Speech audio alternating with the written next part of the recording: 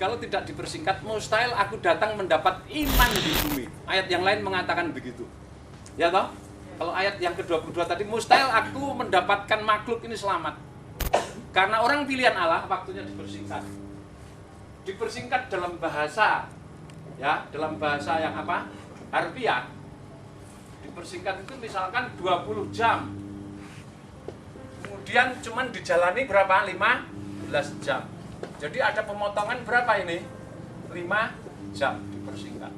Apakah seperti ini? Kelihatannya tidak. Kalau begitu dunia nanti kacau. Kacaunya masa waktu dipersingkat seperti itu.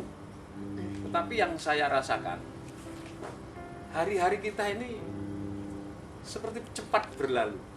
Sudah merasakan tidak? Merasakan tidak? Ini baru bangun tidur jam sekian, belum banyak bekerja, baru nemuin tamu ini, tamu ini. Tahu-tahu sudah jam 3 sore. Tahu-tahu sudah malam. Jadi kayaknya perputaran bumi pada porosnya itu dipercepat. Ya. Kemudian perputaran bumi dalam gravitasinya mengelilingi matahari itu sama tetap 365 hari. Tapi karena buminya berputarnya dipercepat, 1 bulannya itu dipercepat, putar. Ya tetap magnetnya, karena jam itu kan mengikuti magnet poros sumbu bumi, ya toh? Jam itu kan dibuat mengikuti poros magnet bumi, kutub utara, kutub selatan. Jadi kalau bumi itu berputarnya cepat, jam itu otomatis juga cedak-cedeknya cepat. Nah, buktinya apa? Kalau perputaran bumi dipercepat. Buktinya apa? Kalau saudara, ya, saudara membawa, katakan, nah ini, minum ini, ya toh, dengan jalan normal saudara begini, kocak tidak? Kocak tidak? Kocak. Sedikit tidak? Sedikit. Tumpah enggak? Tidak. Anggap ini gunung, ya toh, saya bawa gini meledos tidak? Tapi kalau saya melayu, muncrat macet enggak? Meledos enggak? Nah itu, pinter saudara. Ya toh? Kenapa? Kawah ini seperti mau muntah. Lahar itu seperti mau muntah dari perut gunung. Gunung itu kayak orang mabuk terhuyung-huyung. Karena perputaran bumi ini semakin cepat. Laut itu semakin menggelora, nggak karu-karuan. Anginnya berembus, nggak karu-karuan. Di satu daerah di Panjatan di sini, Kulon Progo sini, kredit investasi kecil untuk petani itu macet dalam beberapa bulan ini, 2 bulan ini 3,5 miliar. Mereka nggak bisa setor semua, karena apa? Angin yang nggak menentu, hujan yang belum saatnya turun, semangka, melon semua busuk. Nggak ada petani yang nyicil 1 sen pun. Nggak ada. Kenapa musim seperti itu? Laut jadi kocak gonjang ganjing. Batu-batuan di bawah gunung morat-marit. Karena perputaran bumi ini semakin apa aja? Saudara bawa di tanganmu itu 2 mangkok dawet. Kalau kamu berjalan pelan-pelan gini tumpah enggak? Enggak toh? Tapi kalau kamu dawet entek, lapindo muncul. Ya toh? Bledos kayak misalkan saudara naik mobil, misalkan ya wong desa soke-soke atau numpak mobil mabuk. Ya, saya sudah bilang sama pengerja, kalau pengerja saya itu mabukan, berarti besok jatahnya satpam, jaga rumah terus. Jaga rumah terus sampai Tuhan datang. Ya toh? Karena apa? Semua harus beradaptasi, artinya mengalami kemajuan. Itu cerdik namanya. Orang mabuk itu bisa disiasati, bumi mabuk saja bisa disiasati kok. Kalau tokoh-tokoh itu tidak bisa mensiasati bumi mabuk, saudara tidak hidup sampai Tuhan datang. Amin. Kena gempa, kena tsunami, kena lahar, kena macam-macam mati kabeh. Tapi Tuhan katakan 1000 rebah di kirimu, 10.000 kananmu, kamu tetap hidup, eksis sampai Tuhan datang. Amin. Berarti tokoh-tokoh itu bisa mensiasati toh, bisa mengalahkan toh. Lah kalau kamu tidak bisa mengalahkan rasa mabuk saja. Gunung-gunung mau mabuk diam. Nah untuk mabuk terus gue. Menang. Masuk angin tak keroki. Gunungnya dikeroki sama 7 guru menang. Ya toh? Laut bergelora di sana sini, wah banjir geleger. Saudara waktu itu melihat enggak yang sedang puasa di sini? Melihat tidak? Ya toh? Tsunami Buada 2 tahun, 8 meter, surat tempat kita duduk Laguna itu, gubuk-gubuk itu, tahu-tahu segini, tahu-tahu naik, 3 kali gior, Saya melihat, jangan main-main, di sini banyak hamba-hamba Tuhan, pergi. Ombak laut itu seperti tersipu-sipu malu, meninggalkan kita. Artinya kasih setia Tuhan itu tidak pernah meninggalkan kita. Amin. Karena umat pilihannya. Jadi dipersingkatnya itu bukan dengan cara 20 jadi 15, tidak, tapi kelihatannya. Kalau saudara peka, Tuhan katakan, melihat tanda zaman kamu tahu, oh ini awan naik akan hujan. Tapi kenapa kamu tidak ngerti masa kamu? Lihat waktu sekarang ini, kayak segala sesuatu itu kayak percepat. Baru bangun tidur, bekerja belum tahu sudah apa? Beda kalau orang puasa, ya toh, harinya lama banget. Ini jam piro ini. Ya toh, kalau orang puasa lain. Tapi kalau sudah sibuk dengan pekerjaan, terasa cepat tidak? Kita belum dapat apa-apa, kerja baru dapat uang sekian, tahu-tahu sudah sore. Paham saudara? Karena rotasi bumi ini bekerja lebih cepat, perputarannya pada sumbu porosnya semakin cepat, dan bumi mengelilingi matahari dalam gravitasinya juga semakin cepat. Jadi banyak musibah. Otomatis kan muternya semakin, anginnya semakin guncangannya semakin banyak. Volume musibah, volume bencana, tanah longsor, pocak semuanya bumi. Itu yang dikatakan gonjang ganjing itu, karena perputarannya. Paham ya maksud saya? Itu apa namanya, jawaban saya seperti itu. Karena Bang Alkitab tidak mengatakan bahwa anakku, aku percepat lo ya. Jam ini kudune tahun 35 ning tak jotne tahun 29. Enggak ada itu ayatnya. Kalau ada itu kan enak. Oke? Ada pertanyaan lagi? Bagus kalau sudah bertanya ya. Ya, kenapa kok waktunya dipersingkat? Satu, berarti tentang masa itu memang ada. Amin? Harus dipahami. Kalau Tuhan mengatakan dipersingkat, berarti masa itu ada batasnya. Itu yang jelas harus kita pahami. Tuhan tidak lalai menepati janjinya, berarti tentang waktu itu benar-benar ada. Tentang waktu kedatangan Tuhan ada batasannya, itu benar-benar ada. Waktunya itu bukan ngelambrang sampai naik dewi, bukan mengembara sampai naik sendiri, tapi ada batasannya. Itu harus kita pahami. Dari peringatan Injil Matius 24 ayat 22 tadi. Tentang waktu itu ada batasannya. Itu yang harus kita pahami. Paham? Nah, sekarang kita akan berbicara tentang waktu. Kita akan meneliti. Penelitian tentang waktu ini terbagi dari dua sisi. Ya. Jadi penelitian tentang waktu ini terbagi dua sisi. Jadi pengungkapan rahasia ketetapan masa.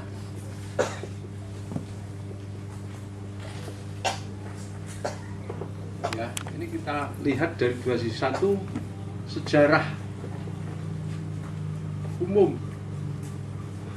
atau Alkitab. Jadi kalau kita mau meneliti tentang saat ya waktu kedatangan Tuhan yang tertera di dalam kitab sesuai yang tertulis dalam kitab-kitab nubuatan, kita tidak bisa melupakan sejarah. Karena sejarah itu ada realita kehidupan manusia, satu komunitas, ya, satu kerajaan, satu suku, satu bahasa, atau satu bangsa di masa lalu. Ya, yang dicatat oleh para ahli, para pakar. Salah satu sejarawan yang terkenal adalah Yosefus. Yosefus itu sejarawan yang mencatat semua kejadian-kejadian tentang peristiwa-peristiwa yang terjadi dalam Alkitab. Ya. Yang kedua, yang menjadi dasar penelitian kita adalah Alkitab. Alkitab menyatakan dalam bentuk apa? Bentuk apa? Firman nubuat. Nah, nubuat ini yang harus kita teliti. Selain sejarah, Alkitab menyatakan dalam bentuk firman nubuat. Nah, sekarang kalau kita mau mempelajari ya sejarah, kita harus tahu sejarah ya kronologi ya, pembangunan Bait Allah dan kota Yerusalem. Ini harus kita pelajari. Urut-urutan peristiwa pembangunan Bait Allah. Bait Allah yang mana? Bait Allah yang pernah dibangun Raja Salomo, yang tadi disebutkan berseraker selama 7 tahun pembangunannya. Bait Allah terbesar, termegah, ya, sepanjang zaman, yang dibuat sedemikian indah, betul-betul satu arsitektur yang luhur, karena patron belatnya memang surga. Itu dihancurkan, ya, oleh Raja Nebukadnezar berturut-turut 3 kali penghancuran itu, sampai rata dengan tanah dan dibangun kembali, ya, oleh Ezra dan Nehemia, Zerubbabel, Zakaria, imam besar, dalam waktu yang cukup lama, ya, setelah proses yang berat melilit, nyaris menenggelamkan Israel. Bait Allah yang dibangun Ezra Nehemia itu hancur, runtuh, berantakan pada zaman tahun Masehi, setelah kelahiran Tuhan, dihancurkan oleh Jenderal Titus, putra Kaisar Vespasianus dari Romawi, tahun 70. Ketika Bait Allah itu dihancurkan, ada satu bagian yang tidak bisa dirobohkan waktu itu, yang sampai sekarang menjadi monumen sejarah, yaitu tembok ratapan. Sampai sekarang masih ada itu tembok ratapan itu. Karena apa? Itu nanti akan jadi saksi sejarah dan menggenapkan firman nubuatan bahwa sisa Israel nanti suatu saat akan menangis di tembok ratapan itu, menyesali dosa-dosanya. Dan ketika mereka dijangkau oleh para pelaku kegerakan kuda putih, tembok ratapan dalam makna jasmani yaitu sisa-sisa puing reruntuhan Bait Allah di Yerusalem, sedangkan dalam makna spiritual nanti menunjuk perkara-perkara yang terjadi akibat dosa dan pelanggaran Israel, ya, yang menimbulkan ratapan sepanjang masa sesuai firman nubuatan yang dituliskan. Nah, saudara, yang pertama, sejarah kronologi pembangunan Bait Allah, kota Yerusalem, ini harus saudara ketahui. Pertama, pembuangan Israel 10 suku, ya. Israel 10 suku itu pusat kerajaannya di mana? Di mana? Nah, di Samaria. Ini yang ke-1. Ya. Israel, ya, 10 suku, ya, pusat kerajaannya di Samaria. Nah, Israel yang 10 suku yang pusat kerajaannya di Samaria ini kurang lebih tahun 722 sebelum Masehi dihancurkan oleh siapa? Dihancurkan kerajaan Asyur, Assyria. Itu tahun 722 sebelum Masehi, ya. Zaman Raja Israel yang memerintah waktu itu adalah Hosea bin Elah. Raja Asyur yang menghancurkan adalah Salmaneser. Itu sejarah umum, sejarah bangsa-bangsa, sejarah dunia, sejarah Alkitab menuliskan. Jadi Salmaneser ini kaisar dari Assyria, menghancurkan Samaria dan seluruh Israel. Israel dibuang ke tanah, ya, yang disebut tanah Halah, di tepi sungai Habor dan sungai-sungai negeri Gozan, dibuang ke tanah Halah, ya, tanah Habor dan sungai Gozan. Jadi Israel dibuang,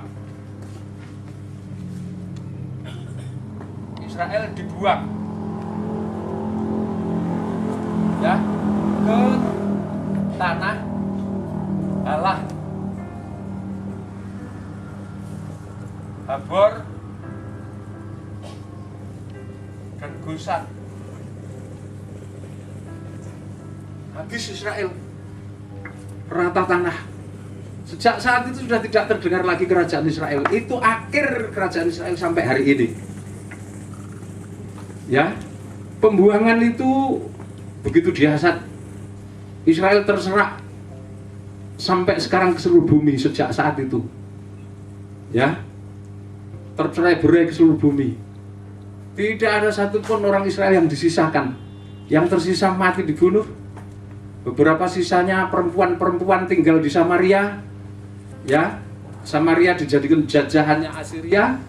Tapi karena musibah malapetaka yang menimpa orang Assyria di wilayah Samaria, ada yang diterkam singa, ada yang mati dipagut ular, masih musibah terus menimpa, maka Raja Assyria mendapat petunjuk dari para imam-imam bahwasanya Samaria adalah tanah yang kudus, Allahnya adalah Allahnya Israel, terus dikirim Lewi ke sana. Akhirnya Lewi yang dibuang itu sebagian dikembalikan ke Samaria. Nah, mereka melayani sebagai imam-imam di situ dengan orang-orang Assyria yang kafir. Terjadilah kawin mixer orang Lewi dengan orang Samaria, maka disebut bangsa Samaritani. Bangsa Samaria. Samaria itu lahir campuran dari Lewi dan orang Assyria. Oleh sebab itu orang Israel benci sama Samaria karena dianggap orang mixer itu orang ya anak haram begitu. Sama kalau saudara di Australia ya, sebelum hak asasi manusia, sebelum ras diskriminasi dihapuskan, kalau ada orang barat, imigran atau orang Australia itu orang asli, itu Australia itu orang aborigin kayak orang Papua. Sedangkan orang Australia yang bule mata biru itu adalah imigran dari Eropa. Ya. Nah, kalau ada orang Eropa yang kawin dengan orang aborigin, punya anak dari perkawinan mixer, anaknya itu disebut anak haram. Dia tidak diterima komunitas manapun. Kulit putih tidak mau menerima, aborigin juga tidak mau menerima. Akhirnya anaknya menjadi anak jalanan yang terlunta-lunta. Samaria itu seperti itu sejarahnya. Ya. Jadi tentang pembuangan itu, 10 suku itu hancurnya itu dituliskan 2 Raja-Raja pasal 17 ayat 1 sampai 6. Ya. 2 Raja-Raja pasal 17, nanti sudah tulis, sudah baca semuanya saja. Ya. 2 Raja-Raja pasal 17 mulai ayat 1 dan seterusnya. Dan nanti baca. Coba dibaca ayat 1 sampai 6 dulu. Ayat 1 sampai ayat yang ke-6. Mas Guntur dibaca.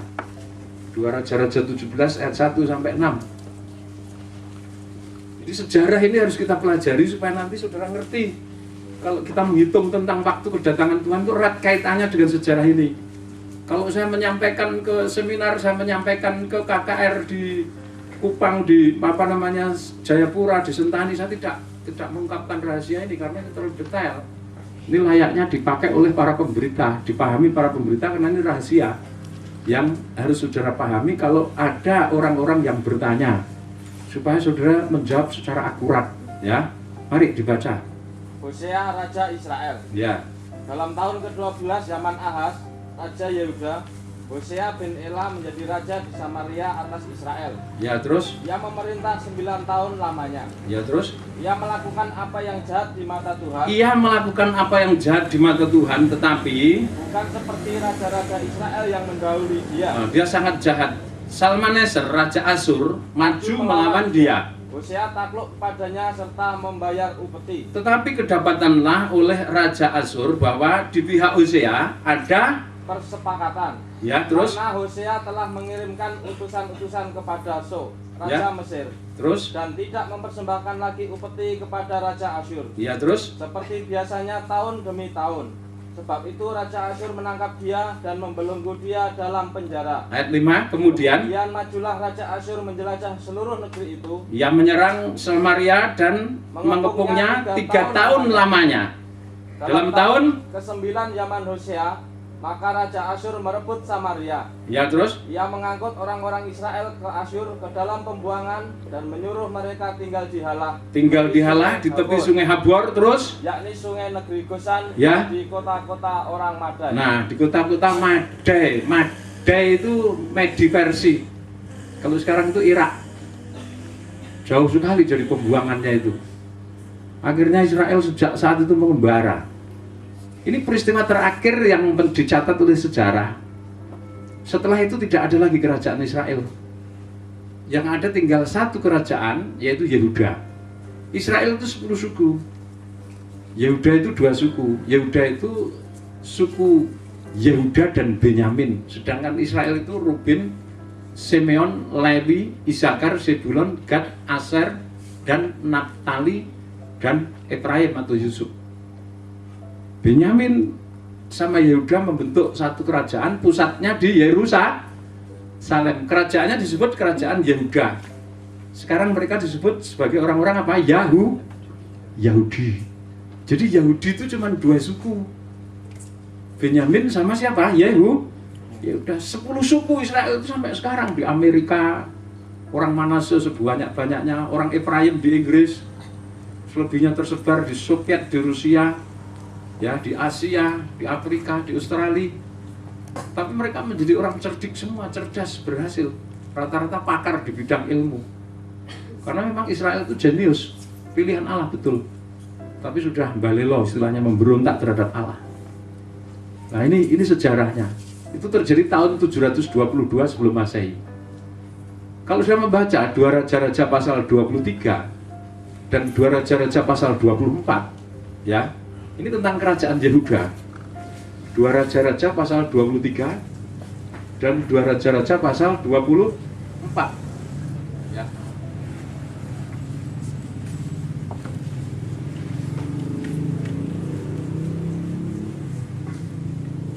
Nah, sekarang yang kedua, ya, 2 Raja-Raja pasal 23, ya. Kemudian 2 Raja-Raja pasal 24. Ya, ini kehancuran kerajaan Yehuda. Kehancuran kerajaan Yehuda. Ya, Israelnya karena pemberhalaan sudah hancur. Padahal Tuhan itu mengasihi. Di Mesir dulu 400 tahun terlibat pemberhalaan. Pekerjaan jadi berhala, budak rodi kerja paksa dengan imbalan makanan, fasilitas, lupa ibadah, tidak pernah ingat Yahweh Allahnya sampai dibebaskan Musa. Sudah ditolong, dibebaskan di padang belantara 40 tahun terlibat pemberhalaan lagi, membuat patung apa? Lembu emas. Allah murka, ribuan yang dibantai, dibinasakan. Mayat Israel bergelimpangan di padang gurun. Masuk negeri Kanaan. Pada zaman hakim-hakim sebelum raja-raja, Israel terlibat pemberhalaan. Tuhan itu sampai marah. Tuhan itu mengancam, hukumanmu akan aku lipat gandakan 7 kali lipat karena pemberhalaanmu.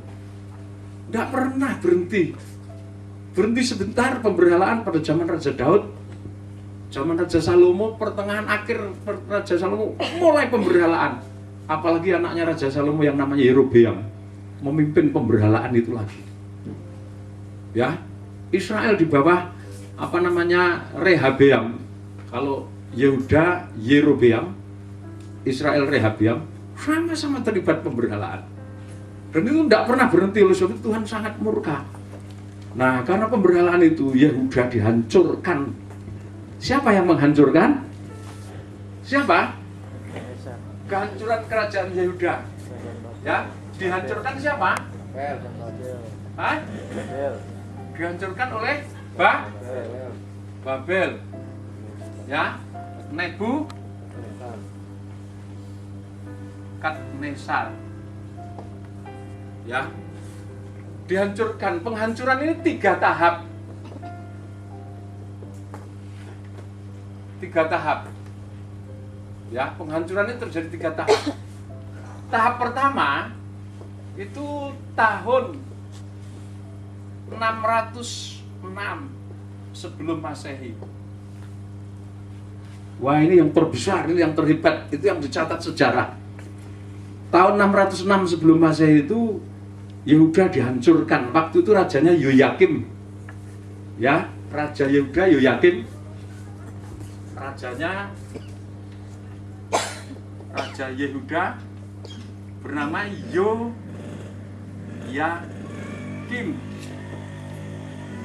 Di sini tokoh-tokoh yang bernama Daniel,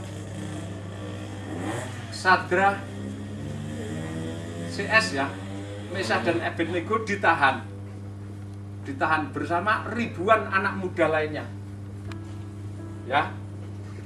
Kemudian penghancuran yang kedua ini tidak terlalu besar. Penghancuran pertama itu Bait Allah di Yerusalem sudah dihancurkan. Benda-benda Bait Allah diambili. Ya. Kemudian yang kedua zaman Raja Yoyakin tahun 597 sebelum Masehi. Ya. Tahun 597 sebelum Masehi. Rajanya Raja Yoyakin. Kalau tadi Kim, sekarang Yoyakin. Ya. Ini di dalam penghancuran kedua ini semakin ludes. Sisa harta benda bait suci, bejana-bejana, perak, tembaga, cawan-cawan emas, semuanya itu diambil, dirampas. Sebagian orang-orang mudanya juga diambil, ditahan. Ya, 1.000 orang Yehuda waktu itu, ya 10.000 orang Yehuda pada waktu itu diangkut sebagai tawanan. Tapi ini sudah termasuk kecil ini 10.000 ini. 10.000 ya orang Yehuda.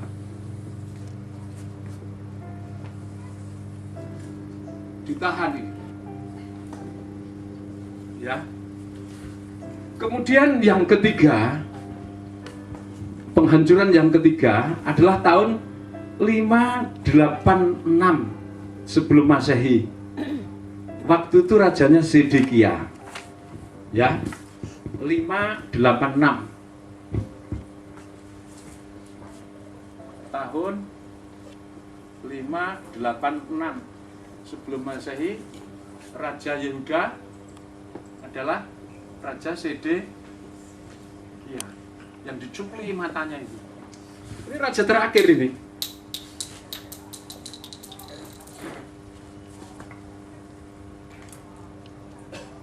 Jadi raja terakhir yang ditahan ke Babil, dicupli matanya, dirantai karena melawan.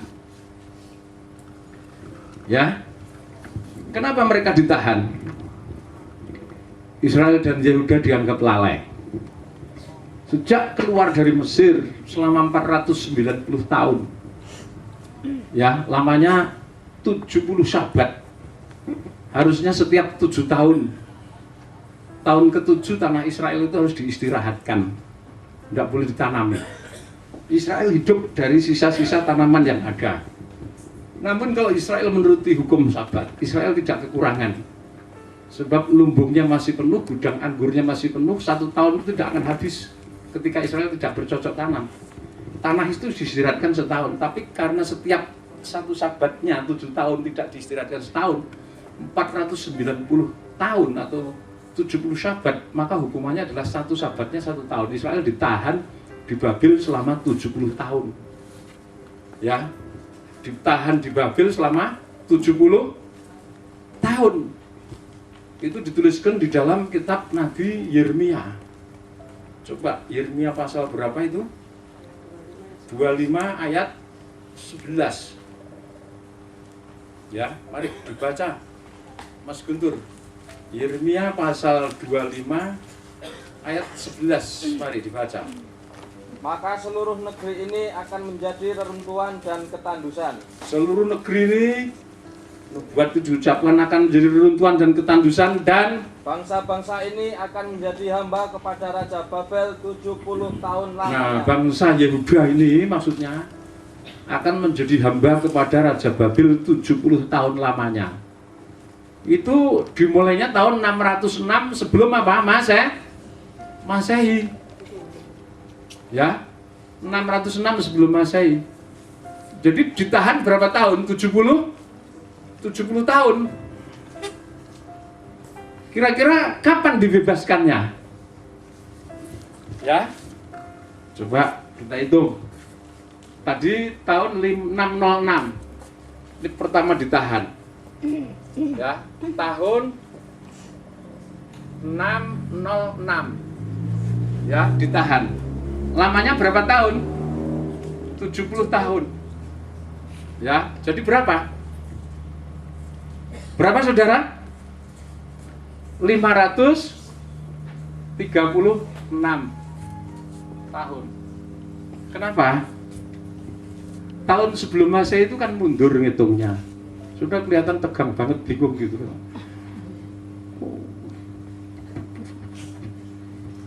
Tahun Masehi itu mundur, kalau tahun Masehi maju. 1, 2, 3, 4 tahun Masehi. Tapi kalau sebelum Masehi itu, zaman Musa tahun misalkan 1500 sebelum Masehi. Nah ini mundur. 1500 jadi 1499. 1498 dan terus sampai 0 Masehi. 0 Masehi itu tidak ada, jadi 1 Masehi. Nah, tahun Masehi itu maju 1, 2, 3, 4. Tapi kalau sebelum Masehi itu mundur. Ada yang bingung enggak di sini? Yang bingung angkat tangan. Nanti saya permandikan di kolam. Di Laguna biar enggak bingung. Baptisan. Paham semuanya? Ini sejarah. Yusefus mencatat, sejarawan besar pada zaman Tuhan Yesus, ya, buku sejarah itu disimpan. Seperti Alkitab itu diperoleh dari perkamen-perkamen, gulungan-gulungan kitab yang ditemukan di Laut Mati. Kemudian konsili gereja menetapkan, oh ini Injil Matius, Markus, Lukas, Yohanes, diurutkan lewat konsili gereja. Jadi kalau ada teolog sekarang yang mencoba mengubah Alkitab dengan mengatakan, wah, kitab Ester itu kitab tidak benar, Kidung Agung itu porno, dihapus saja, itu teolog goblok. Karena apa? Alkitab itu digagas oleh para pakar yang penuh Roh Kudus dalam konsili, sidang-sidang gereja yang saat itu penuh Roh Kudus orang-orangnya. Ya, mendapat petunjuk Tuhan untuk menyusun Alkitab itu sampai tersusun 66 kitab itu. Satu angka yang cocok dengan nubuat di dalam tabernakel. Nah, jadi kalau ada orang teolog yang ingin mengubah Kidung Agung dibuang, kitab Ester itu dibuang, buat apa kitab Ester? Wong Ester tidak pulang ke Yerusalem membangun bait Allah. Ester itu kan orang apa? Buangan. Karena kepenaan di Babil ikut Raja Medi Parsi, malah kawin di sana tidak ikut pulang ke Israel. Buang saja kitab suci yang elek-elek ya, itu tidak boleh juga. Karena tubuh Kristus itu berasal dari bangsa kafir maupun dari bangsa Israel. Kenapa suku Dan dibuang? Karena pemberhalaannya di Betel yang terus-terusan oleh Allah, suku Dan dibuang. Kemudian kalau suku Dan dibuang, maka anaknya Yusuf, Manase masuk. Efraim, Manase masuk, menggantikan suku Dan. Kenapa? Dari suku Dan itu ada pakar tabernakel yang namanya Aholiab. Jadi kalau suku Dan itu dibuang, berarti suku Dan bukan Israel, masuk kafir. Berarti untuk membangun tabernakel itu dikerjakan oleh Bezaliel dari suku Yehuda, bangsa Israel, Aholiab dari suku Dan yang sudah dibuang menjadi kafir. Jadi kafir dan Israel membangun tabernakel. Itu satu nubuat untuk akhir zaman. Kalau suku Dan tidak dibuang, bangsa kafir itu tidak mendapat bagian untuk membangun apa? Tabernakel. Jadi tahun 536 ini, ya, tahun 536 ini, tahun 536 sebelum Masehi, before Christ, ya, Yehuda atau secara umum disebut Israel kecil ini kembali ke mana? Yerusalem. Untuk apa? Satu, membangun bait suci. Yang kedua, membangun kota-kota Yerusalem. Ya, yang runtuh, tembok-temboknya runtuh, benteng-bentengnya runtuh, dihancurkan oleh Babel dalam 3 tahap. Jadi ada 2 misi kembalinya itu. Ya, mulai kembali membangun bait Allah. Pertama dulu pada zaman Kores, ya, pada zaman Kores yang membangun pada waktu itu adalah Zerubabel dan kawan-kawan. Kemudian setelah itu pada zaman Darius yang kembali adalah Ezra dan Nehemia. Ya, pada zaman Darius bait Allah itu mulai dibangun. Nah, saudara yang dikasih Tuhan, kronologi sejarah pembangunan bait Allah maupun kota Yerusalem serta tembok kotanya ini penting. Ya. Kalau yang pertama saya catat tadi, tahun 536 itu mulai pembangunan bait Allah.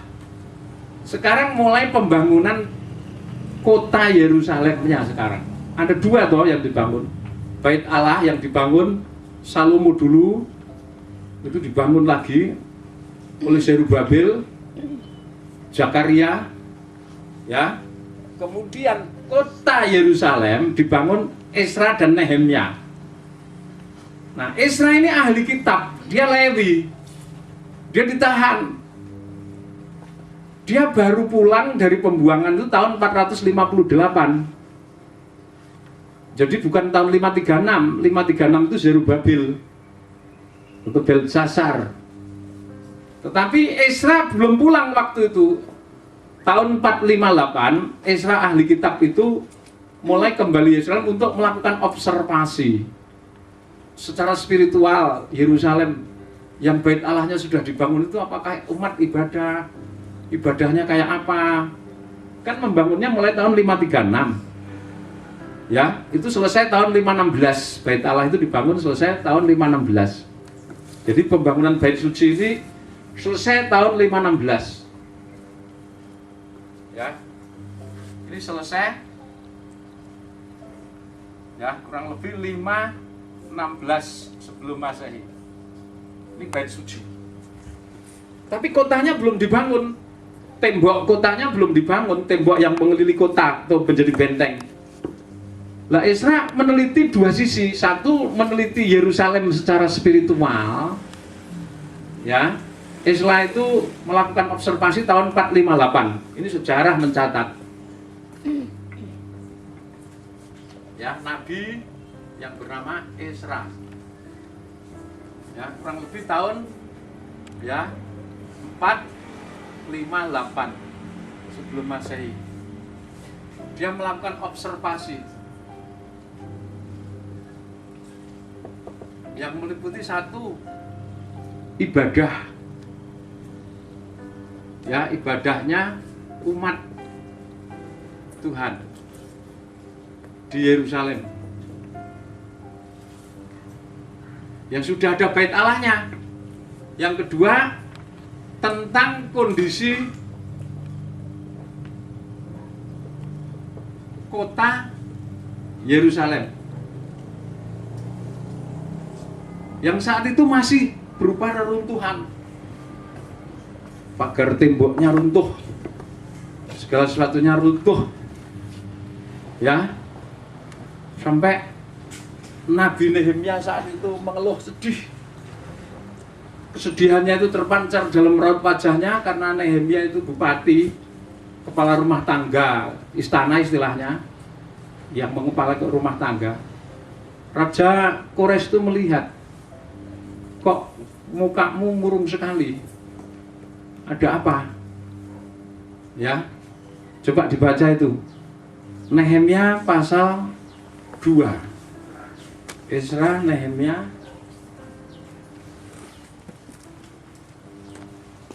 pasal yang kedua. Dibaca Nehemia pasal 1 dulu. Esra, Nehemia itu 2 kitab itu bicara tentang pembangunan Bait Allah di Yerusalem. Waktu itu Nabi Haggai juga ya berseru, rumahmu sudah dibangun megah baik, tapi Bait Allah masih menjadi reruntuhan, kata Nabi Haggai. Ya, mari dibaca pasal 1 mulai ayat 1, Nehemia pasal 1. Riwayat Nehemia bin Hakalia. Ya, Pada bulan Kislev tahun ke-20 ketika aku ada di Puri Susan, ya, datanglah Hanani, salah seorang dari saudara-saudaraku dengan beberapa orang dari Yehuda. Aku menanyakan mereka tentang orang-orang Yahudi yang terluput, yang terhindar dari penawanan dan tentang Yerusalem. terus. Kata mereka kepadaku, Ya. orang-orang yang masih tinggal di daerah sana, yang terhindar dari penawanan, ada dalam kesukaran besar dan dalam keadaan tercela. Ya, Tembok Yerusalem telah terbongkar dan pintu-pintu gerbangnya telah terbakar. ya, terus. Ketika aku dengar berita ini, duduklah aku menangis dan berkabung selama beberapa hari. Terus. Aku berpuasa dan berdoa ke hadirat Allah semesta langit. Ya Tuhan. Allah semesta langit, Allah yang maha besar dan dahsyat, Ya. yang berpegang pada perjanjian dan kasih setianya terhadap orang yang kasih kepadanya, Ya, dan terus. tetap mengikuti perintah-perintahnya. Nah, jadi di sini Nehemia itu menonjolkan kasih setianya Tuhan. Kalau Israel disayang itu tidak mungkin. Dari sisi perbuatan mana Israel disayang? Hidupnya penuh pemberontakan terus-menerus. Tapi kalau Israel disayang itu karena kasih setianya Tuhan. Ya. Baca pasal 2. Nehemia sedih. Yerusalem, Bait Allah sudah jadi tahun 516. Tapi ini sekitar tahun 458 ini. Ya. 458. Nabi Esra itu menangis melihat Bait Allahnya sudah dibangun, tapi umat Allahnya belum beribadah yang kembali dari pembuangan itu. Masih kacau. Masih menyembah dewa-dewa, Baal, dewa gunung. Sehingga Tuhan memerintahkan Esra dan Nehemia bersama-sama sekaligus membangun kota Yerusalem, sekaligus membenahi perilaku penduduk Yerusalem. Untuk itu ada penelitian hampir 1 tahun. Itu dituliskan Esra pasal 7 ayat 1 sampai 28. Ya, sejarah mencatat Esra pasal 7 ayat 1 sampai 28 itu tahun 458 sebelum Masehi. Esra itu ahli kitab, dia meneliti. Di satu pihak, Esra itu seorang ahli kitab, dia seorang imam, dia seorang nabi. Ya, Nehemia itu seorang pejabat yang punya kewenangan, dia orangnya Raja Kores. Kemudian baca pasal 2, Nehemia diutus ke Yerusalem pada bulan Nisan, Tahun ke-20 pemerintahan Raja Artasasta, ya, terus, ketika menjadi tugasku untuk menyediakan anggur, ya, aku mengangkat anggur dan menyampaikannya kepada Raja. ya, terus, Karena aku kelihatan sedih, yang memang belum pernah terjadi di hadapan Raja. belum pernah terjadi di hadapan Raja, terus, Bertanyalah ia kepadaku, mengapa mukamu muram, walaupun engkau tidak sakit? ya, Kau terus, tentu sedih hati. Lalu aku menjadi sangat takut. ya, terus, Jawabku kepada Raja, hiduplah Raja untuk selamanya. Bagaimana mukaku tidak akan muram? nah, Nehemia bicara bagaimana mukaku tidak muram ya Raja. Kalau kota, tempat pekuburan nenek moyangku telah menjadi reruntuhan dan Pintu-pintu gerbangnya habis dimakan api. lalu kata Raja kepadaku, jadi, Apa yang kau inginkan? Maka aku berdoa kepada Allah semesta langit. kemudian jawabku pada Raja, Jika Raja menganggap baik dan berkenan kepada hambamu ini, Ya. utuslah aku ke Yehuda, ke kota pekuburan nenek moyangku, supaya aku membangunnya kembali. nah, itu zaman Raja Artasasta. Ya, tahun 458. Diutus. Setelah observasi mulai dibangun tahun 457. 457 itu mulai dibangun. Selesai pendidikan langsung dibangun. Pembangunan Yerusalem itu ada 2 bidang. Satu, pembangunan rohani. Yerusalem sebagai kota rohani. Yang kedua, Yerusalem sebagai kota yang didiami penduduk Yehuda.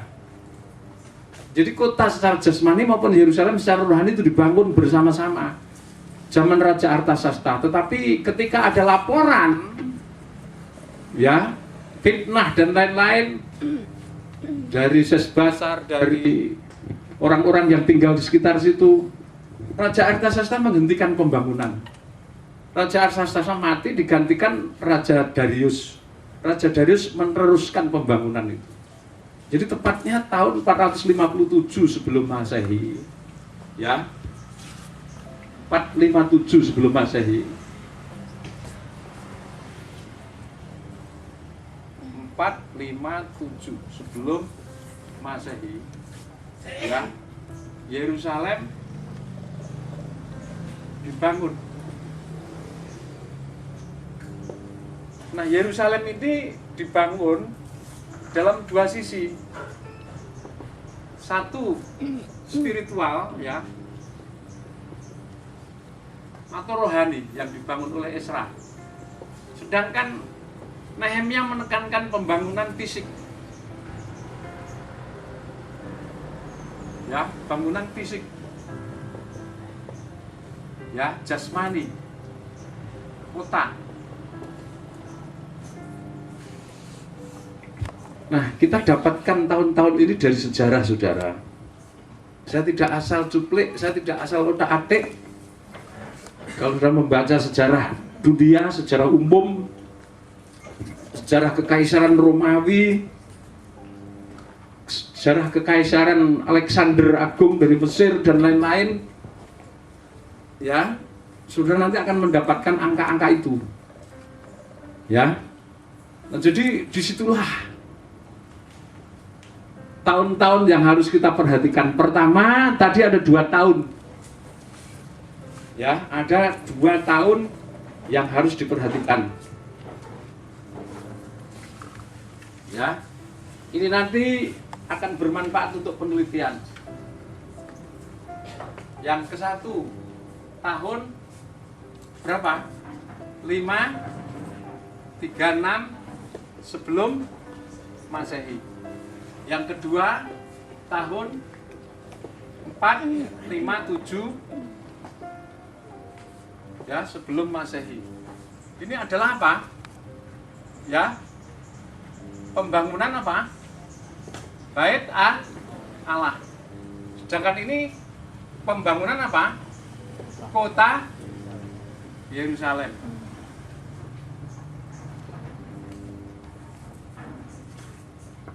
Nah, sekarang kita akan berjalan masuk.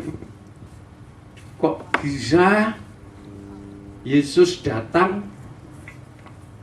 Ya, dari mana? Dari mana asal usul tahun kedatangan Tuhan Yesus yang kedua, yaitu pertengahan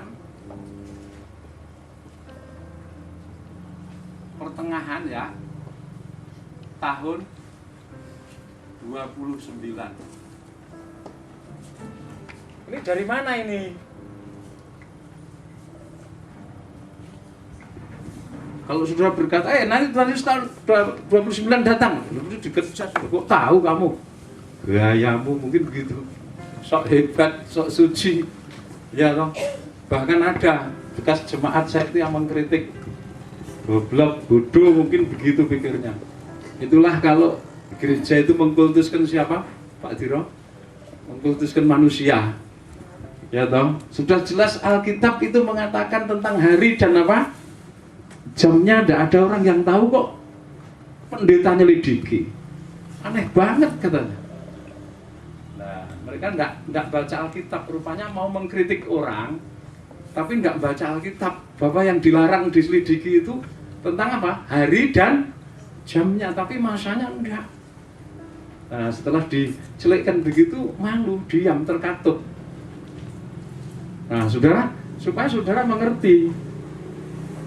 Karena tadi kita sudah membahas, sebelumnya saya sudah menggiring saudara pelan-pelan mempelajari tentang ketetapan masa. Segala sesuatu di langit itu ada masanya. Kalau Tuhan mengatakan waktunya dipersingkat, itu berarti ada batas waktu untuk kita bekerja dan melayani. Amin. Tidak melayani terus. Memang kita melayani sampai Tuhan datang, tapi kapan Tuhan datang? Jangan sampai orang menolak. Sejak zaman dulu sampai sekarang, nasib nenek moyang kita begitu, mati hidup. Tahun kedatangan Tuhan 0. Ingat saudara, 1 hari 1000 tahun, 1000 tahun sama dengan 1 hari. Dan ingat, Tuhan tidak lalai menepati janjinya. Artinya, janji kedatangan Tuhan itu pasti. Tapi dari mana asal-usulnya? Nah, kalau kita itu berbicara tentang tahun kedatangan Tuhan, tentunya erat kaitannya dengan Alkitab. Sejarah ini tidak bisa 100% kita jadikan pedoman. Sejarah ini hanya satu indikator yang menunjukkan, merupakan satu kesaksian bahwa ini nanti benar. Kalau kita menghitung waktu itu benar. Sejarah manusia menyaksikan, Alkitab menyaksikan, Alkitab menubuatkan. Kalau tidak ada kesaksian Alkitab, kesaksian manusia pada umumnya ya nggak tepat. Atau itu cuma berdasarkan vision seorang hamba Tuhan, penglihatan tadi seperti saya katakan. Hamba Tuhan berlagak seolah-olah paling intim dengan Tuhan. Ya, bisa bincang-bincang. Bincang-bincang sama Tuhan itu kayak bincang-bincang sama koncone waktu cilik. Ya. Ketemu naik pesawat, hambaku, kamu lihat apa itu? Wah, jelas itu patung Liberty. Ya, hamba Tuhan ini ya sok angkuh gitu. Dari bahasanya itu loh yang saya rekam. Kenapa patung Liberty menunduk? Ya karena berduka cita. Tuhan sendiri kan tahu. Berduka cita karena manusia begini. Kemudian apa maknanya? Ya berarti engkau akan datang segera. Antikris sudah muncul. Inilah sebabnya Liberty berduka cita. Kapan munculnya? Ya kalau tidak salah tahun 2009 Tuhan. Bagus, kamu hambaku yang cerdik. Dan Tuhan itu berbicara sama umatnya, saya ini mendapat kasih setia Tuhan. Kalau dipilih dari latar belakang, suku, bahasa, kaum, saya ini dilahirkan 14 bersaudara. Tanyakan kakak saya atau adik saya ini mesti paling elek rapot saya di keluarga. Minggatan sejak kecil, ya, nggak taat, suka melawan. Beda kakak-kakak saya itu taat-taat. Pak Diro itu, wah, patuh sekali sama kakak saya. Ngenger istilahnya, ngenger kakak saya itu patuh, taat. Kakak saya yang satunya tuh saking patuhnya saya tempilingi sampai jadi pelongo-pelongo. Ya taat, tapi saya jangan dikempeleng. Pasti saya melawan, jangan dipisui, saya pisui. Maaf saudara, saya pernah dipisui kakak ipar saya. Wasu kowe jadi itu. Wis padha kowe ya asu. Kang Masku asu. Aku adik Kang Masku mbok rabeni. Dadi kowe rabi karo asu, kowe asu. Saya langsung disuruh minggat saudara. Ya, minggat saya. 4 bulan saya bertapa di hutan itu. Saya ikut kakak saya di Kalisanen, kakak saya minta izin saya akan bertapa. Siang malam saya di hutan, siang malam saya di hutan. Kamarnya saya pinjam, saya tutup rapat pati gede itu. Punya gudang kakak saya, Bu Harno itu ibunya Mas Edi. Gudangnya itu saya tutup. Celah-celah mau saya tutup. Tidak makan, tidak minum 3 hari 3 malam pati geni. Waktu itu saya masih kelas 2 STM saudara. Ya, pati geni itu enggak ada cahaya, enggak ada secercah apapun, pokoknya gelapan.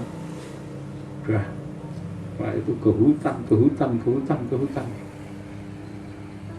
Sampai Tuhan memilih saya. Bukan karena saya baik, tapi karena kasih setia Tuhan. Tuhan itu memberikan pewahyuan.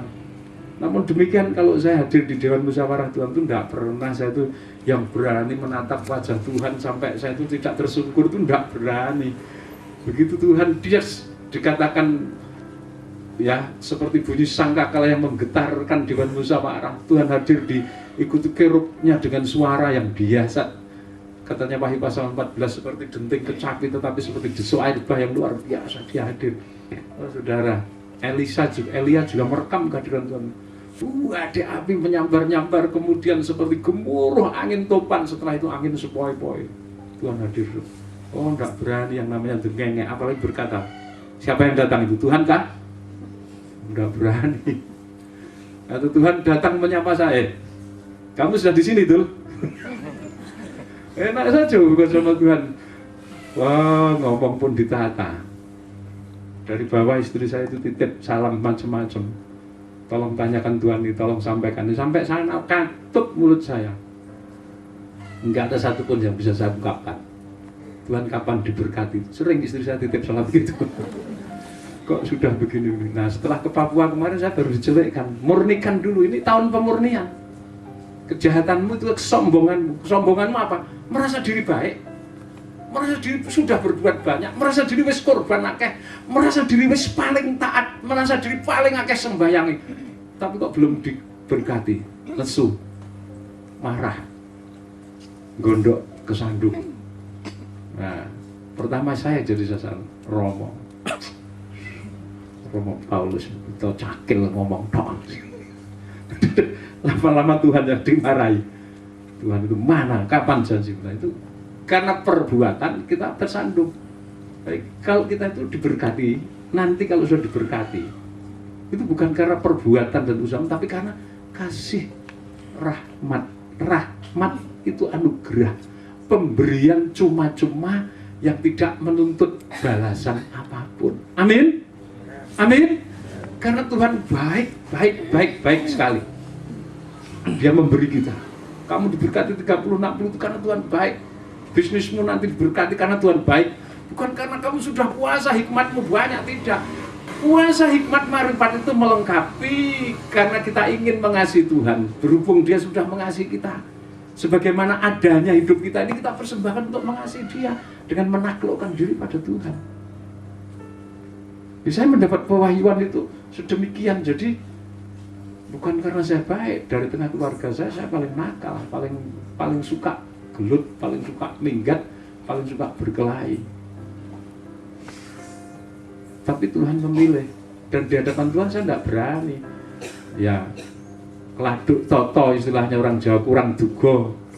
Terus sak penake sendiri mentang-mentang sering ke Dewan Musyawarah, bertemu para nabi, para rasul pun dengan sikap hormat, sehormat-hormatnya.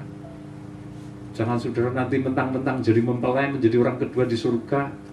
Ketemu Rasul Paulus, orangnya sedikit bongkok, kepalanya sedikit botak, kemudian berkata, "Hei botak, gimana kabarmu?" Nanti bisa celaka saya. Amin. Nanti nasib saya seperti 42 budak yang menolak Elisa itu. "Hei botak, bald head, bald head, bald head, budak." Dengan penuh hormat.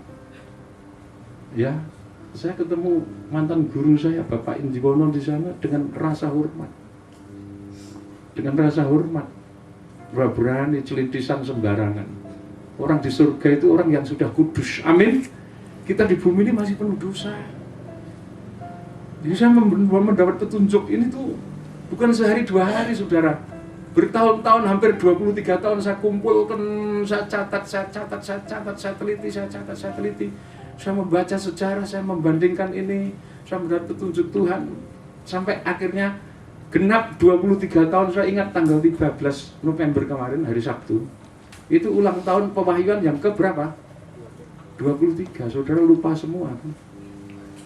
Ulang tahun pewahyuan ke-23. Pas kita mulai go internasional. Ya. Saudara kasih Tuhan, jadi Allah itu dahsyat. Mari kita berjalan pelan-pelan. Kenapa? Mesti tahun 29 pertengahan. Dari mana asal usul tahun kedatangan Tuhan itu? Ya.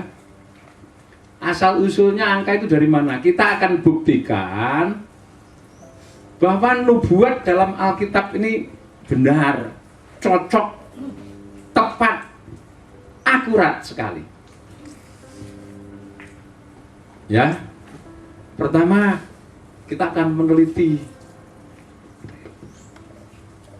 permasalahan kitab suci itu erat dengan Israel, erat kaitannya dengan umat pilihan Allah, anak-anaknya Yakub, Ruben, Simeon, Levi sampai Benyamin. Jadi kalau kita mau meneliti tentang Alkitab, firman nubuat, karena yang dipakai bernubuat itu semuanya orang Israel, bukan orang Jawa. Nggak ada di dalam kitab suci itu nubuat itu diterima, misalkan Nabi Suragento misalnya. Nggak ada. Meskipun Mas Nathan namanya pakai Karso apa? Ya, Karso Bakti. Nggak ada kitab Nabi Karso Bakti. Isra, Nehemia, ya toh, Daud, dan semuanya orang Israel semua. Ada yang bukan Israel, siapa yang nulis kitab bukan Israel? Siapa? Ayub. Dia orang Kusi itu orang kulit hitam, orang Afrika. Ya, semuanya orang Israel. Salomo orang Israel, Esra, Nehemia, Haggai, Zakaria, semua Maleaki itu semuanya. Matius, Lukas, Yohanes itu semuanya orang Israel semuanya. Nah saudara, nggak ada orang Jawa. Jadi kita harus meneliti asal usulnya dulu. Yuk kita teliti nubuat asal usul tahun kemerdekaan Israel. Israel itu merdeka tahun berapa? Dihapus. Saya minum ya saudara. Saya ngomong terus ini.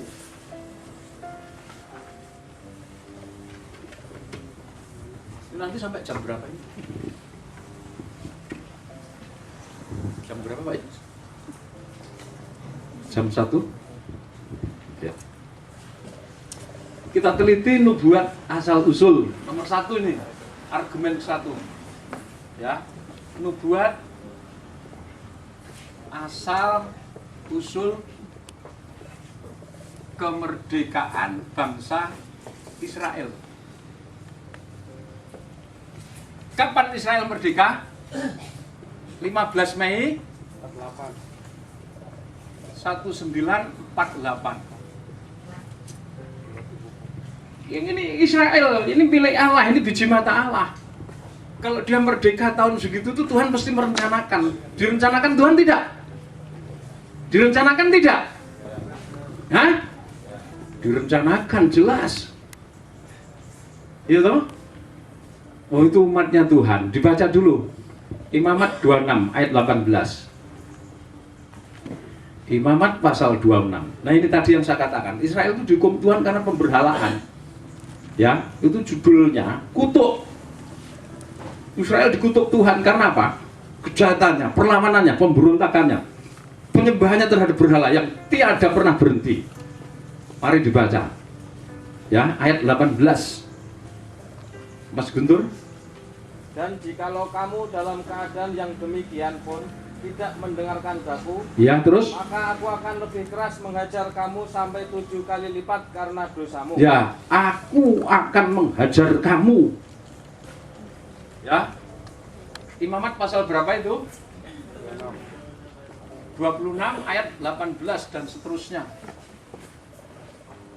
Jadi Israel dihajar Tuhan 7 kali lipat karena dosa-dosanya. Ya, 7 kali lipat karena dosa-dosanya. Ya, terus lanjut dibaca. Dan aku akan mematahkan kekuasaanmu yang kau banggakan, Ya. dan akan membuat langit di atasmu sebagai besi, Ya. dan tanahmu sebagai tembaga. Ya, perhatikan. Dibaca ayat 21.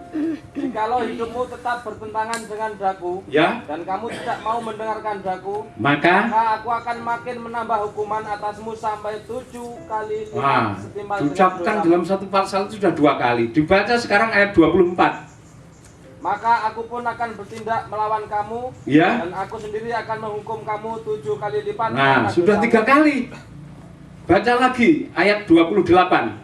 Maka aku pun akan bertindak keras melawan kamu, Ya. dan aku sendiri akan menghajar kamu 7 kali lipat karena Nah, dosamu. saudara, karena segala dosa najis pemberhalaan yang terus-menerus dilakukan oleh Yehuda, ya, Israel dan Yehuda khususnya, dihukum Tuhan 7 kali lipat. Sebelumnya Israel dihukum berapa tahun? Sebelum 7 kali lipat Israel dihukum pertama kali berapa tahun? 70 tahun. Yeremia 25 ayat 11 itu. Ya, Yeremia 25 ayat 11. Israel itu dihukum.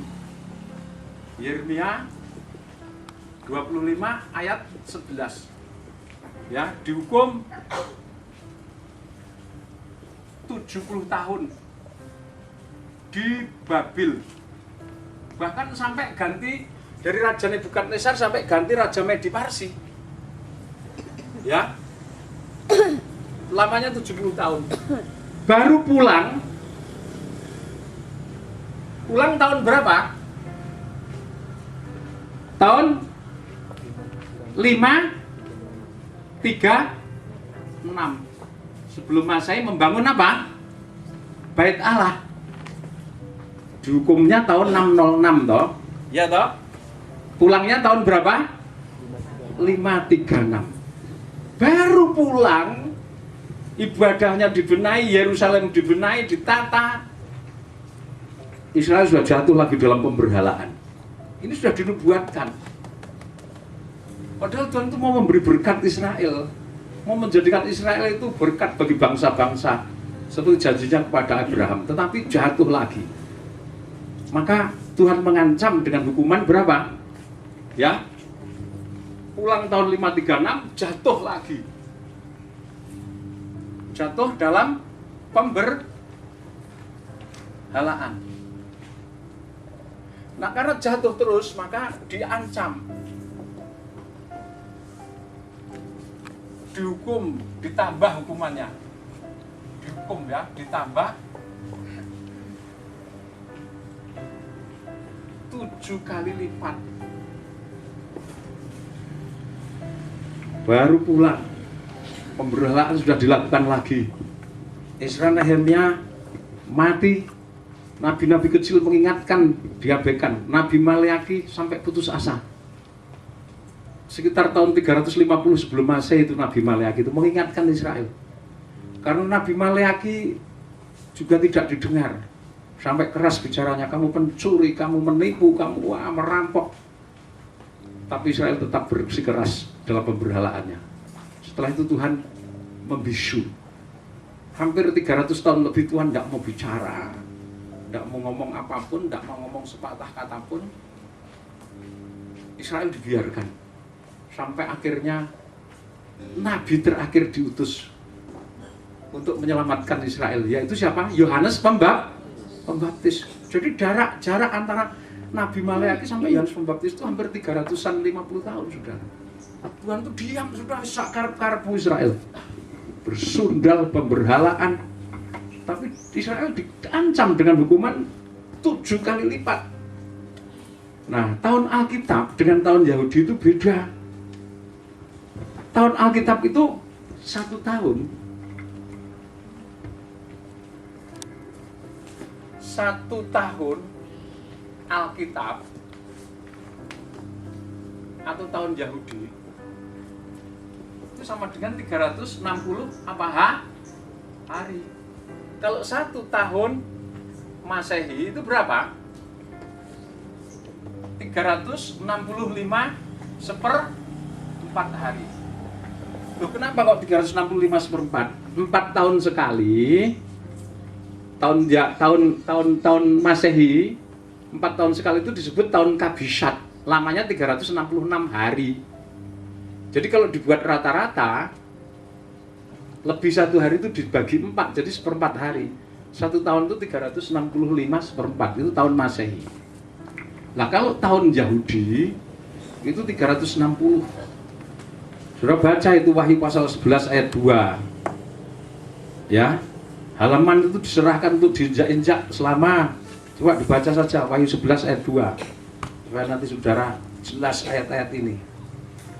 Wahyu 11 ayat 2. Slideshow yang ke-5 coba ditayangkan. Ya, slideshow yang ke-5.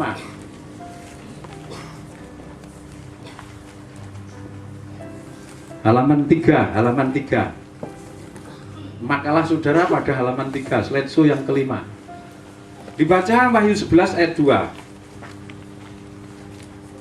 Tetapi kecualikan pelataran bait suci yang di sebelah luar, Kecualikan pelataran bait suci yang di sebelah luar. janganlah engkau mengukurnya. Ya, terus Karena ia telah diberikan kepada bangsa-bangsa lain, dan tempat mereka akan menginjak-injak kota suci 42 bulan lamanya. nah, jadi Wahyu pasal 11 ayat berapa? 3. 42 bulan itu sama dengan 1260 hari. Berarti ini sama dengan apa? 3,5 tahun.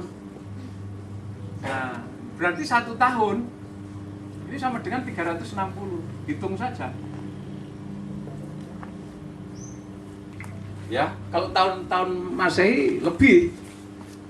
Dibaca lagi Wahyu 12 ayat 6. Ya. Tadi dikatakan halaman bait suci itu dijak-injak 42 bulan lamanya. Ayat 3 dulu dibaca.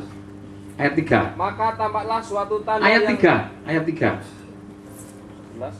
Wahyu 11 ayat 3. Dan aku akan memberi tugas kepada 2 saksiku, Ya. supaya mereka bernubuat sambil berkabung 1260 hari lamanya. Nah, 42 bulan 1260 dibagi coba. 1260 dari 42 bulan. Kedapatan nanti 3,5 tahun. Berarti 1 tahunnya 360 hari. Itu tahun Alkitab. Ya, sekarang Wahyu 12 ayat yang ke-6 dibaca. Wahyu 12 ayat yang ke-6. Perempuan itu lari ke padang gurun, Ya. di mana telah disediakan suatu tempat baginya oleh Allah, Ya, terus supaya ia dipelihara di situ 1260 hari lamanya. nah, ini masa antikris perempuan itu gereja diungsikan di padang belantara 1260 hari atau 3,5 tahun. Wahyu pasal 13 dibaca ayat 5. Dan Wahyu 13. kepada binatang itu diberikan mulut yang penuh kesombongan dan hujat. Ini antikris merajalela di bumi, sombong, menghujat. Kepadanya diberikan juga kuasa untuk melakukannya 42 bulan lamanya. 3,5 tahun, 42 bulan. Ya. Kemudian kalau sudah membaca Yeskiel pasal 4 ayat 6, mari dibaca. Yeskiel pasal 4 ayat yang ke-6. 1 hari oleh Allah itu dihitung 1 tahun. Ya. 1 hari itu dihitung 1 tahun. Dibaca Yeskiel pasal 4 ayat yang ke-6. Kalau engkau sudah mengakhiri waktu ini, Ya. berbaringlah engkau untuk kedua kalinya. Ya, terus Tetapi pada sisi kananmu dan tanggunglah hukuman kaum Yehuda 40 hari lamanya. terus Aku menentukan bagimu 1 hari untuk 1 tahun. nah, Yeskiel 4 ayat 6.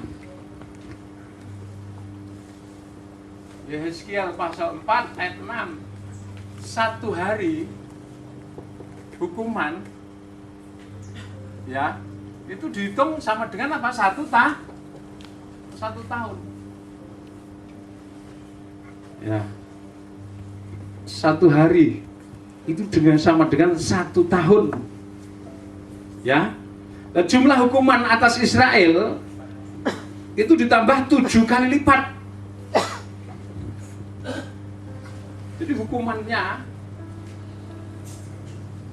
hukuman atas Israel atau Yahudi itu 7 kali lipat.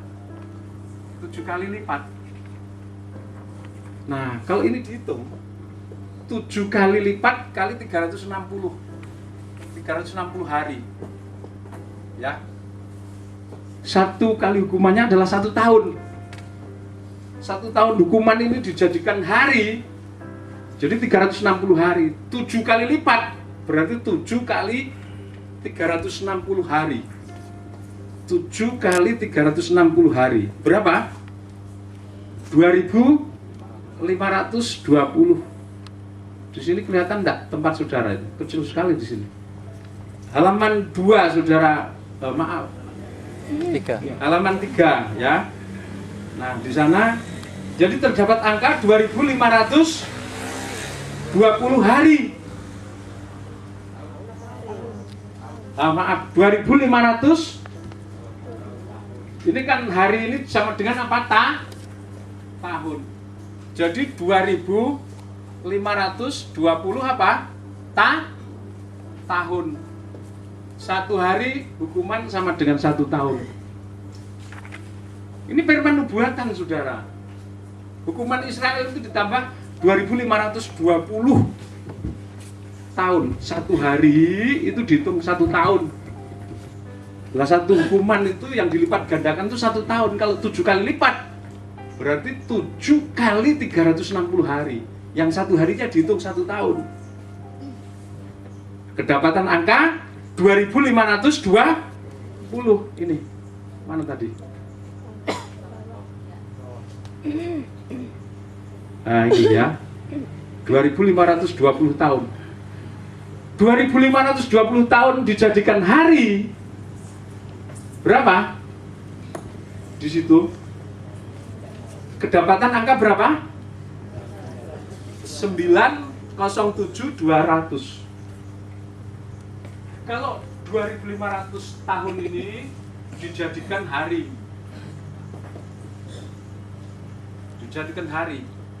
berarti sama dengan 2520 kali berapa? 360 hari tahun Israel, tahun Alkitab. 9 berapa? 9 berapa? 907 terus 200 hari. Nah sekarang kita olah lagi, karena namanya nyelidik. Kalau kita tidak nyelidik itu tidak ketemu angka. Ya, tidak ketemu angka.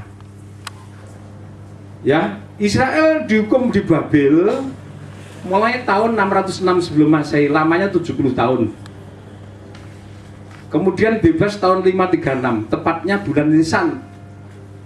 Ya, bulan Nisan, bulan apa namanya? Kalau di Indonesia Nisan itu semacam April. Ya. April. Jadi bulan 4. Ya, besok saya saya tunjukkan bulan-bulan Israel, Nisan, Abib, Elul atau Bul, ya, Kisle, Markesi, itu bulan-bulan Israel, ya. Tahun 536, Allah berjanji menghukum Israel 7 kali lipat.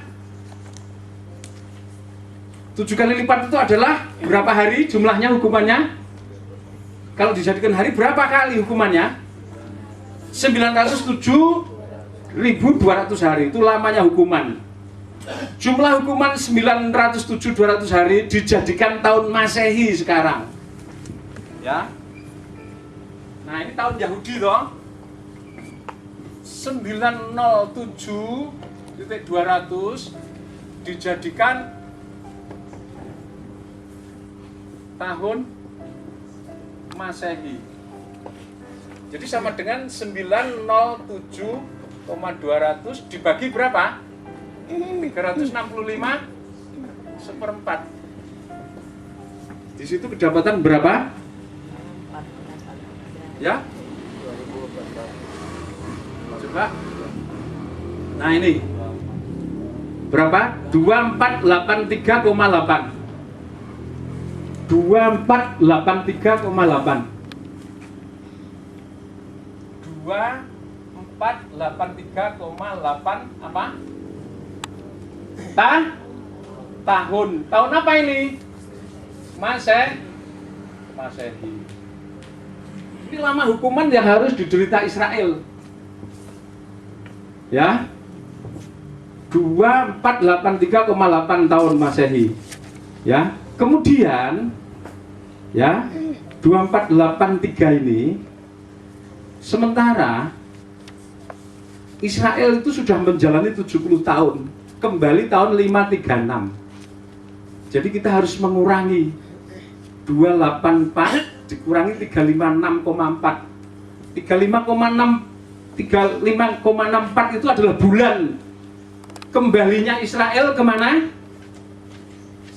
Dari buangan, dari Babel ke Yerusalem, bulan 4 tepatnya. Jadi kita bagi sekarang 248 di sini aja ya. Kelihatan enggak dari tempat saudara ini? Kelihatan toh? Nah, 2483,8 dikurangi 536. Kedapatan angka berapa? 1947,4 tahun.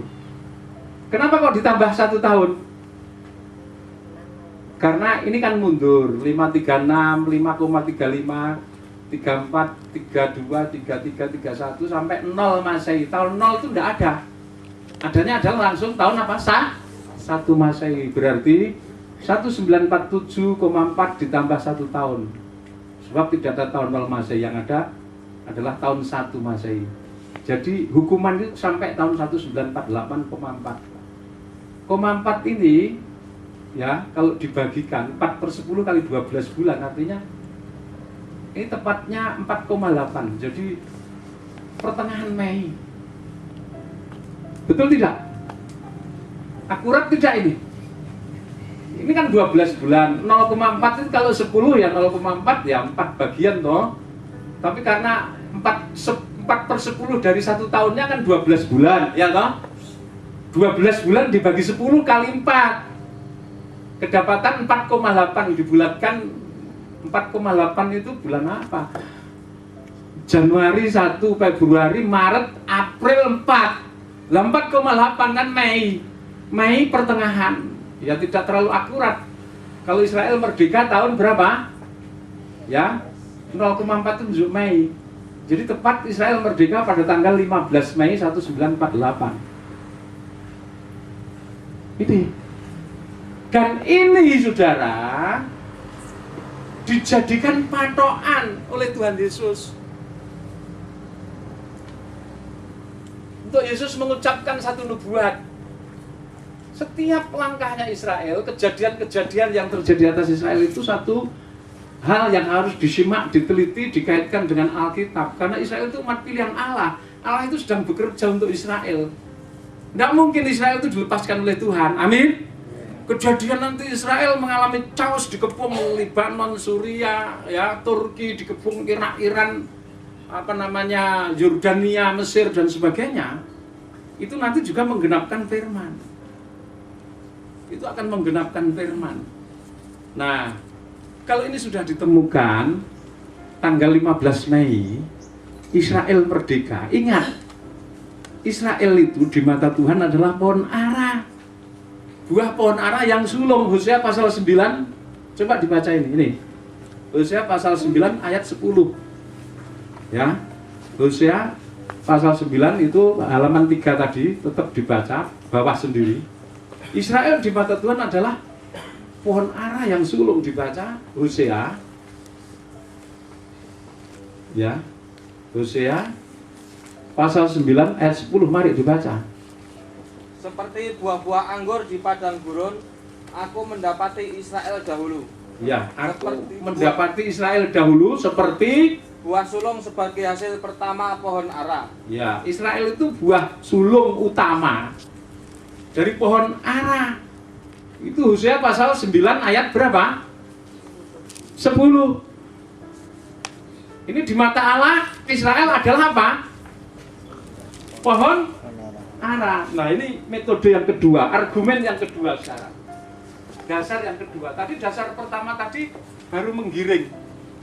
Sekarang dasar yang kedua, Hosea 9 ayat 10. Israel adalah pohon ara yang sulung. Ini dasar yang kedua.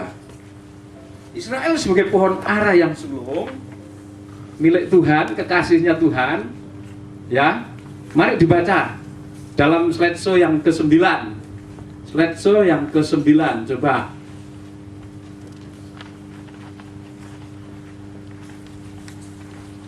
Nah, mari dibaca.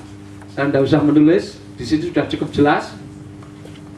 Nah, Hosea pasal 9, ini lihat, sudah ketemu punya saudara halaman 4, poin ke-6. Halaman ke-4, ya, poin yang ke-6. Hosea pasal 9 ayat 10, Israel di mata Allah adalah pohon buah ara yang sulung. Sementara kita baca ini ungkap kata dari Tuhan Yesus tentang si pohon ara ini. Ya, tentang pohon ara. Mari dibaca. Matius pasal 24 Ya, Matius pasal 24.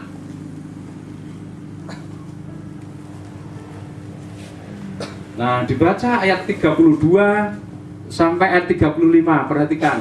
Nih, Matius pasal 24 ayat 32 sampai 35. Mari ganti yang baca yang keras siapa, yang suaranya seperti guru Mas Lius ini. Wah, kelihatannya ini geliat. Membacanya mantap nih. Mari yang keras Mas Lius. Ayo. Yang keras. Tarilah pelajaran dari perumpamaan tentang pohon ara. Nah, perhatikan. Ini sabda Tuhan atau perkataan sembarang orang, saya tanya. Judulnya tentang apa itu? Kedatangan anak manusia dan perumpamaan tentang pohon ara. Kenapa saya harus mencari keakuratan Alkitab, keakuratan firman nubuat? Nubuat mengatakan saya hajar kamu 7 kali lipat. Itu 7 tahun. 7 tahun dikalikan 360 sekian kedapatannya. Satu harinya 1 tahun dihitung. Dihajar sampai akhirnya mendapatkan berkat pengampunannya. Israel merdeka 15 Mei. Itu firman nubuat. Sekarang kita melihat lagi. Tariklah perumpamaan. Ya. Pelajaran dari perumpamaan tentang pohon ara. Apabila ranting-rantingnya melembut dan mulai bertunas, Kamu tahu bahwa musim panas sudah dekat. kamu tahu bahwa musim panas sudah dekat. Masa penghukuman itu sudah sangat dekat. Demikian juga jika kamu melihat, Semuanya ini ketahuilah ya, bahwa waktunya sudah dekat. ya. Sudah diambang pintu. Nah, ingat, apabila rantingnya sudah mulai bertunas, kamu tahu bahwa musim panas sudah dekat. Ayat 33. Waktu kedatangannya sudah di ambang pintu. Waktu kedatangannya di ambang pintu. Tahun berapa Tuhan datang? Tahun berapa?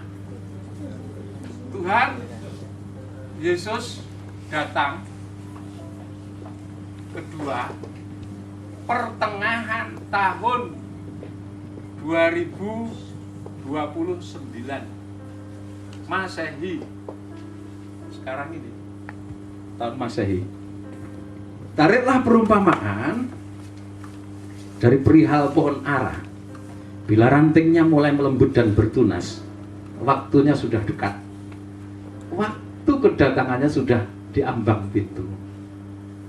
Ranting-rantingnya mulai bertunas. Ini menunjuk Israel yang sadar akan tanah airnya, sadar akan bangsanya, sadar akan harga dirinya sebagai satu komunitas, satu bangsa yang dipilih Allah. Akhirnya kembali ke Yerusalem, memerdekakan diri. Tepatnya tanggal berapa? 15 Mei tahun 48. Pohon ara yang bertunas adalah Israel yang mulai sadar akan tanah airnya. Merdeka 15 Mei tahun 48. Tariklah pelajaran dari pohon ara yang mulai melembut rantingnya dan bertunas ini. Tarik pelajaran. Tapi ada satu hal, ayat 34 dibaca. Ayat 34. Aku berkata kepadamu. Ya, aku berkata kepadamu. Sesungguhnya angkatan ini tidak akan berlalu sebelum semuanya ini terjadi. Aku berkata kepadamu, sesungguhnya angkatan ini tidak akan berlalu sebelum semuanya terjadi. Artinya, ketika firman nubuatan itu diungkapkan oleh Tuhan Yesus, ranting-ranting mulai melembut, ada satu angkatan yang nanti hidup sampai digenapi firman ini. Ya, langit dan bumi akan berlalu, tetapi perkataanku tidak akan berlalu. Artinya ini pasti digenapi. Angkatan ini tidak akan berlalu sebelum semuanya ini terjadi. Nah, saudara, angkatan ini tidak akan berlalu sebelum semuanya terjadi. Satu angkatan, satu generasi, kalau sekarang, karena pola hidup, pola makan manusia, maka gaya hidup manusia menjadikan umur manusia pendek. Satu generasi sekarang itu 50-60 tahun.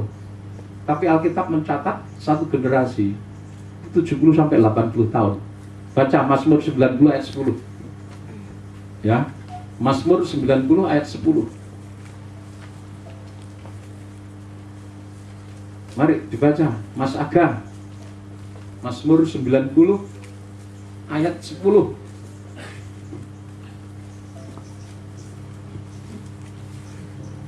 Mari.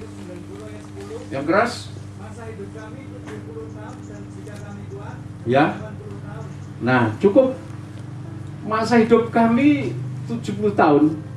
Jika kami kuat 80 tahun. Ini satu generasi, satu angkatan yang dicatat oleh Daud. Jadi kalau Tuhan mengatakan angkatan ini tidak akan berlalu sebelum semua digenapi. Sejak dihitungnya Israel mulai melembut dan tunasnya mulai, ya rantingnya mulai bertunas, angkatan ini tidak akan berlalu, berarti 1948 ditambah 80 tahun.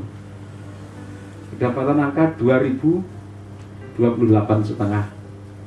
Setengahnya ini kan pertengahannya Juli, antara akhir Juni awal Juli, ya pokoknya pertengahan tahun 2000 berapa? 8. Nah, jadi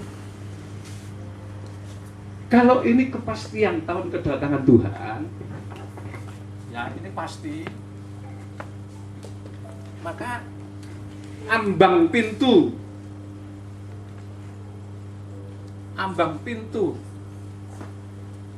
kedatangan anak manusia yang kedua adalah berapa? Tahun berapa? Ya, pertengahan 2028. Ya, pertengahan 2028.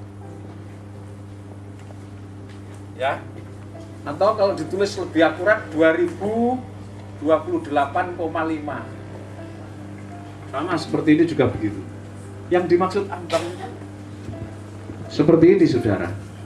Kalau Anda melihat di sana ya, itu loh pintu itu. Ini ambang, jenang ini, ambang. Kalau kedatangan Tuhan sudah di ambang pintu itu berarti Tuhan itu sudah siap masuk, tapi belum masuk, itu ambang. Selisihnya berapa? Sampai kedatangannya berapa? Cuma 1 tahun. Coba saudara renungkan ini. Apakah ini kebetulan? Coba ambang tahun kedatangan Tuhan, ya, 0,5 ini bukan Mei ya ini. Karena 0,5 itu setengahnya 12 bulan kan 6, antara 6 dan 7 itu, jadi ya antara Juli. Kita tidak tahu pasti hari dan jamnya. Amin. Karena kita tahu pastinya, kalau kita tahu tanggalnya, tanggal sekian startnya ya sudah bisa dihitung, tapi heboh nanti. Makanya Tuhan izinkan, tidak tahu kita kapan mulainya tanggalnya. Ya. Jadi kedatangan Yesus Kristus yang kedua itu sudah diambang pintu. Tahun 28. Kepastiannya adalah tahun 29. Sampai di sini ada yang bertanya dulu. Ya. Saudara harus mahir ini. Saya berharap saudara betul-betul mahir mengerti, supaya nanti kalau ada pertanyaan saat saudara melayani, saudara bisa menjawab secara akurat. Saudara benar-benar saudara mengerti. Ya. Jangan seperti macan ompong bedil kosong. Sudah mengikuti seminar, sudah tahu, sudah misalkan. Bagaimana Bapak?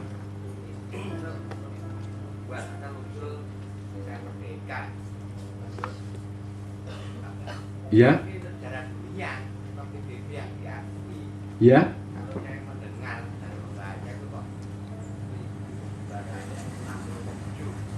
Itu untuk apa Bapak? Oh begitu. Iya, terima kasih Bapak. Tetapi Israel sendiri memiliki agenda. Itu kan pengakuan dunia. Ya toh, tapi Israel itu punya agenda sendiri, bahwa dia itu merdeka tahun 48. Dia berdaulat. Maka apapun intervensi dari luar sejak tahun 48, Israel bertanggung jawab. Seperti Indonesia. Merdeka berapa? Tahun berapa? Pengakuan Indonesia. Kedaulatan Indonesia tahun berapa? 45. Tapi apakah sekutu Belanda mau mengakui? Tidak kan? Tahun 48 kembali lagi agresi ke-1, agresi ke-2. Karena kedaulatan Indonesia tidak diakui. Nah, ceritanya Israel juga begitu. Bahkan sampai hari ini sebagian besar negara dunia masih menolak, hanya karena peta komplit dari Amerika dan negara-negara superpower yang membuat dunia diam.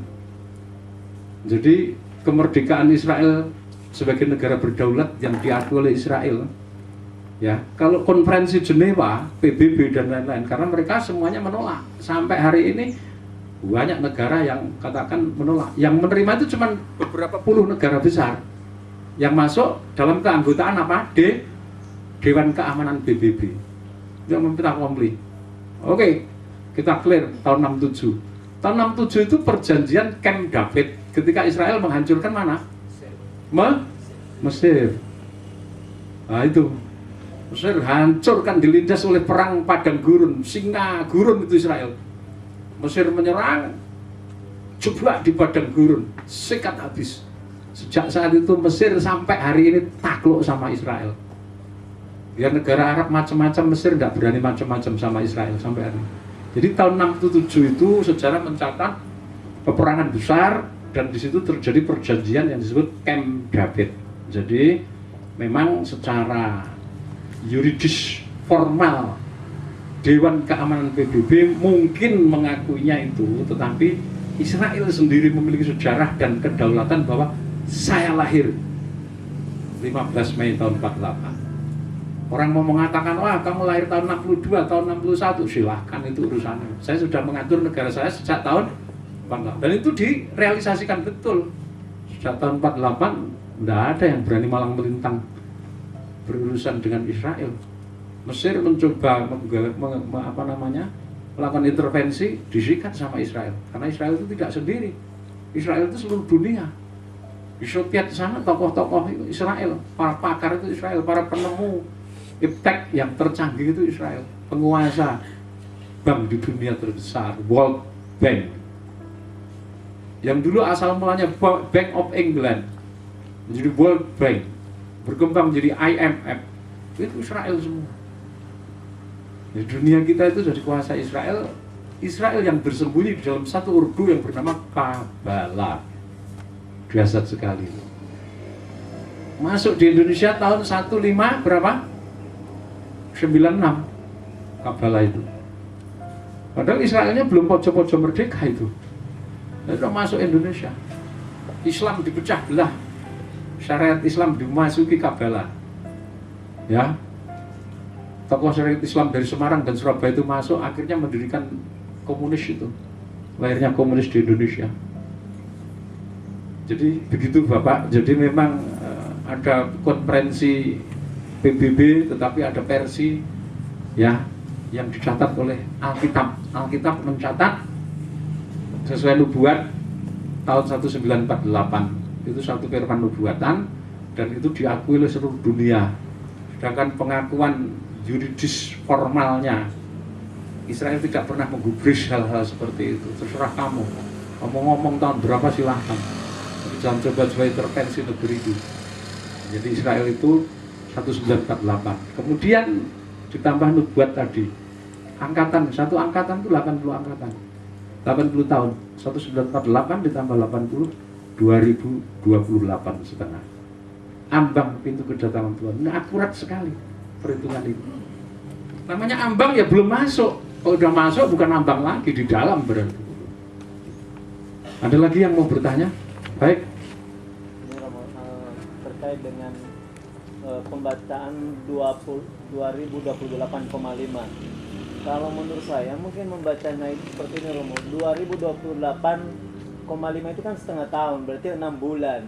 Berarti 2028 ditambah 6 bulan, sama seperti 4,8 tahun. Iya, kan tadi sudah saya catat itu loh Mas, 2028,5 itu. Iya. Iya toh? Berarti kan tengah-tengah gitu. Itu kan sudah saya catat itu. Kalau ditulis pertengahan, tahun itu kan diambil pertengahannya. Sekarang tahun berapa? 2010. Januari ini sudah masuk 2010 belum? Kita menghitung gitu. Kalau kita masuk 2010 atau nanti kita masuk 2011. Januari 2011 itu sudah masuk 2011 belum? 2011 ambang toh. Oh, maksud saya seperti ini Romo. Tahun 2028 ditambah 6 bulan. Berarti itu pertengahan 2029 Romo. Maksudnya? 2028,5 itu kalau menurut saya sih Romo Ya silahkan, kalau itu menurut kamu nanti kamu tanya Tuhan. Kalau kamu mendapat petunjuk yang akurat begitu, ya kamu tetapkan. Karena yang saya peroleh, kalau saya berbicara nanti kedatangannya tahun 2029 itu kan begini Mas. Pertengahannya. Ini tahun 2008 berakhir 0 di sini. 2028. Bulan apa? Desember. Ya toh? Ini masuk tahun berapa ini? 2029. Ya toh? Di sini tahun berapa? 2030.